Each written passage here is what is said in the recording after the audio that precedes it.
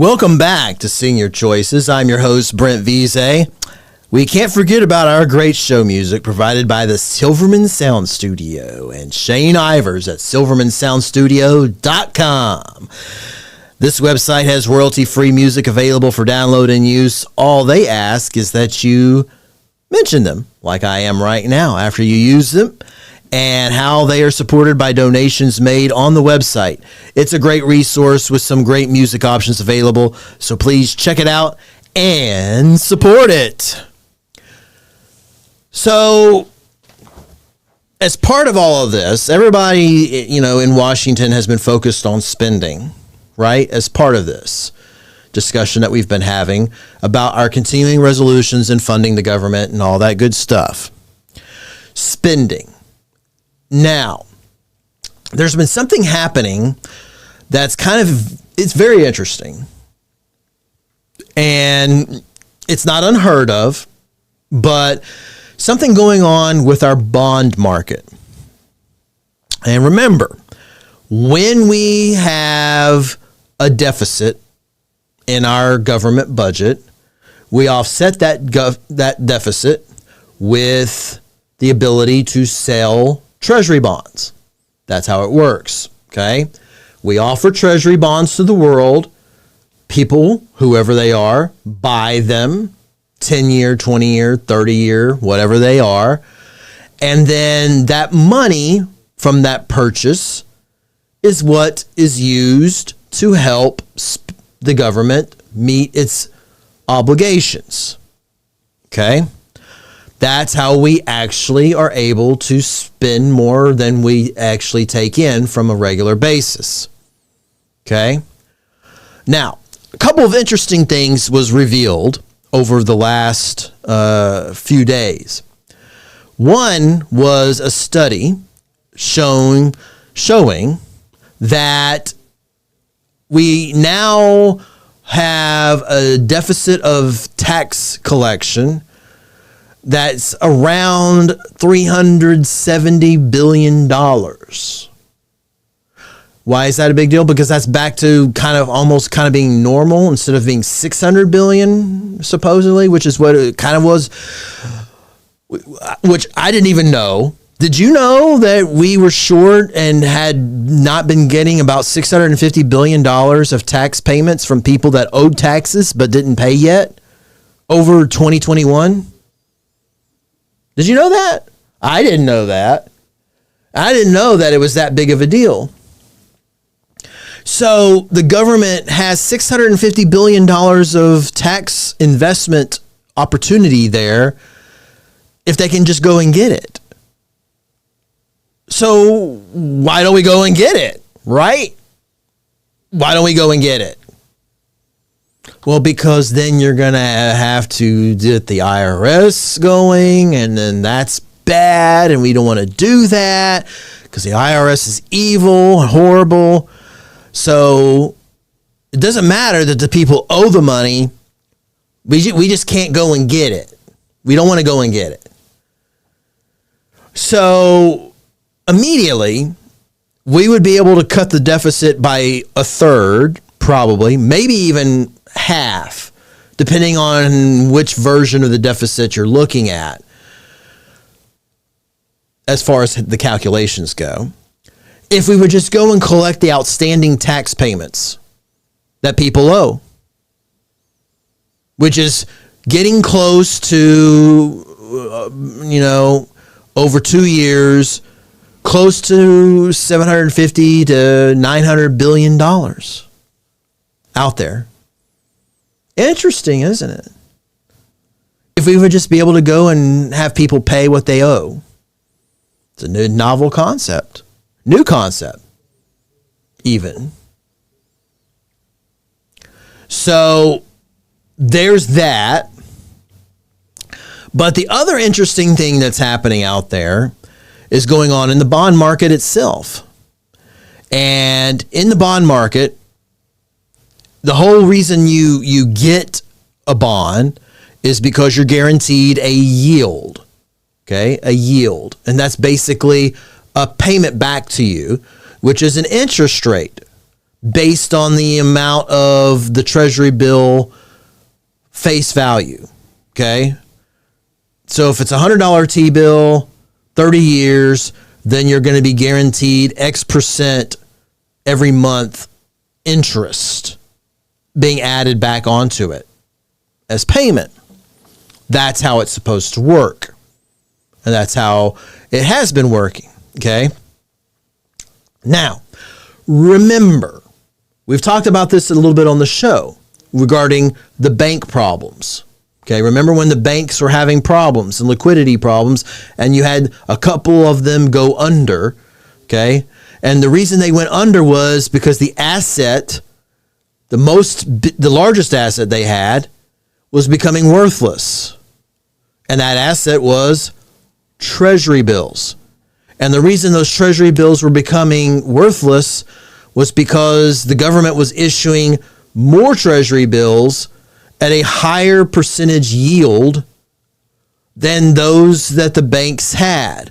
So the banks could not sell those assets and recoup the money that they got out of them.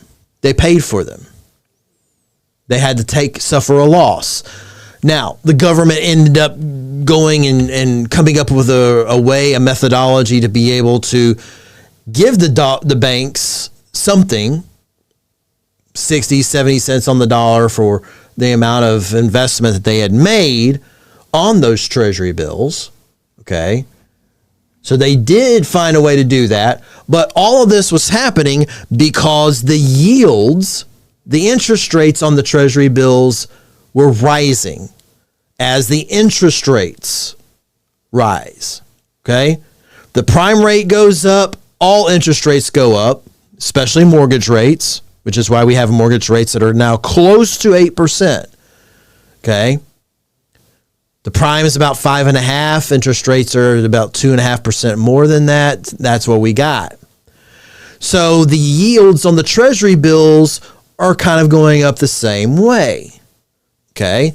Because the interest rates that the Fed has chosen have gone up. Okay. And what's happened is that the markets have noticed this trend, and they also see the trend regarding inflation. And we've talked about this as well, haven't we? Inflation. There's demand inflation, and then there's supply inflation, right? And the demand side is really impacted by what happens regarding the interest rates. Okay. Interest rates really do impact demand. Okay. Supply, not so much. Okay. And there's a reason for that. And that's because supply is more driven by other factors, even external factors, but especially weather and current events. And we've had these discussions, haven't we? That supply of food is being negatively impacted by drought and flood, and also by what's going on with wars, especially war in Russia, Ukraine, and now we have a war going on in the Middle East regarding Israel and Hamas. And when we come back after this station break, we're going to talk a little bit more about how this is impacting our Treasury bills and what that means for the future here on Senior Choices. Stay tuned. Welcome back to Senior Choices. I'm your host, Brent Veasey, and we were talking about what's going on in the bond markets after we discussed the delinquency of tax payments in the hundreds of billions of dollars. That would be money that would immediately cut our deficit in at least a third, maybe 40% or more, if we would just go and get the money from the people that are owing the taxes and haven't paid them. But the bond markets, the yield, the return on the bonds has been steadily increasing. And that's happened because of the interest rates that have gone up. But now the markets are driving those yields up. And what does that mean, Brent? What exactly does it mean when the market is driving a yield or a percentage on interest up. The market has an expectation of what is going to happen in the future, okay? And so after looking at things regarding interest rates that the Federal Reserve is doing, as well as looking at the inflation rates for the consumer price index especially, but the producer price index as well, the markets have finally decided that, you know what? We see a long-term projection now taking form. And what the long-term projection is for our economy in the United States of America is that the markets 30 years into the future are expecting interest rates to be somewhere in the ballpark of 5 to 7%, and inflation to be somewhere in the ballpark of 3 to 4%. That's why we have these higher yields coming into focus, because the expectation is that the interest rates that we have now are going to be here for the foreseeable future, because these interest rates are going to have to be in place to try to address what we have regarding inflation, which again, we've discussed how I believe that a lot of the inflation that we see out there now is actually supply-induced inflation. Supply meaning we have shortages of food, of things that's driving the price up. We have a shortage of housing, okay? So the price of housing, the price of rent for apartments is still increasing. It's starting to try to go like this a little bit, okay? It's starting to try to level out. But long term, that is still an issue. And it's a supply issue, okay? Yes, you can bend the demand curve for sure with higher interest rates. But if you start trying to increase the interest rates even more than what they are now, all that's going to do is potentially send the housing market into a recession, which is not good. Okay? So it's a supply issue. We got to build more apartments. We got to build more housing to be able to make sure that millennials especially have some place to raise their families and live. And the baby boomers can stay in their homes if they want and be able to live the last part of their lives where they want to be, in their surroundings that they love and have been in for years and decades. So housing shortage, food shortages. That's why we have the cost of food still being increasing. Now, last month, the increase inflation of food was finally at the same percentage as the overall increase in consumer pricing was. That's the first time that's happened in many, many months. So before last month, in September, we had inflation increasing for food at a 5 to 7% rate every month.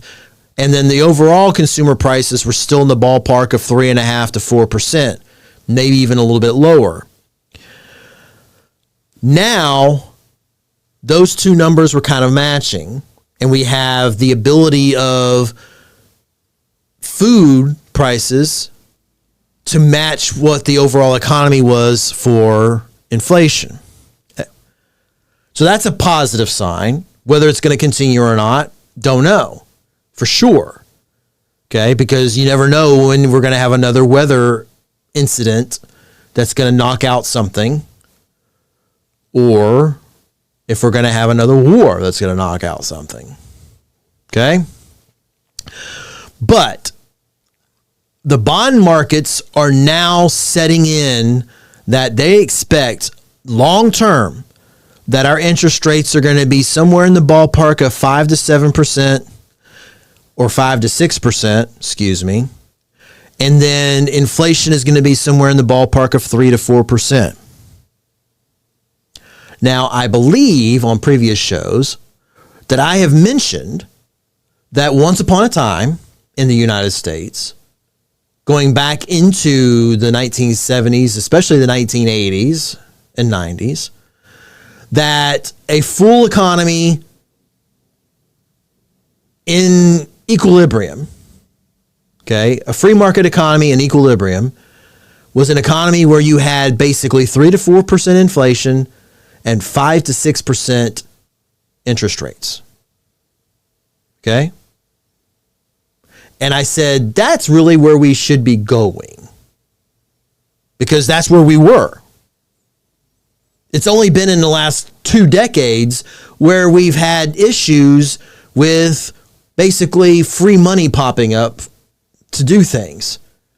And that happened for a variety of reasons, with the pandemic being the worst of those.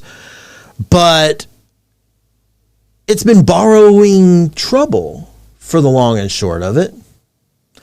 And now the market is agreeing that, yeah, equilibrium is going to be the just right economy. That's what equilibrium is. The Goldilocks economy. It's not too hot. It's not too cold. It is just right. Okay? That economy is about 3 to 4% inflation and 5 to 6% interest rates. And that's what the market is saying on our debt, our 30-year treasury bills. Okay? And that's another reason why those interest rates have continued to go up a little bit, because what they're saying is, I'm not going to buy it at the lower interest rate because I know it's still going to go up a little bit more. And it's one of those situations that it's like the buyer beware scenario, that we've got to be able to do this because this is where the reality is going to be. And I want to be where reality is, not where I hope and think that something is going to be. And it makes perfect sense, right? You don't base your money decisions on hopes and prayers. You base it off of, hopefully, knowledge and rational logic. Okay? And the markets are rationally, logically coming to this conclusion. And that's where we're going. Okay? It's very interesting. Very interesting, to say the least. And there's something else that's out there regarding our debt that I think is an interesting conversation for us to have a conversation about. And after the station break, that's exactly what we're going to do here on Senior Choices. Is talk a little bit more about the debt and who actually owns it when we come back.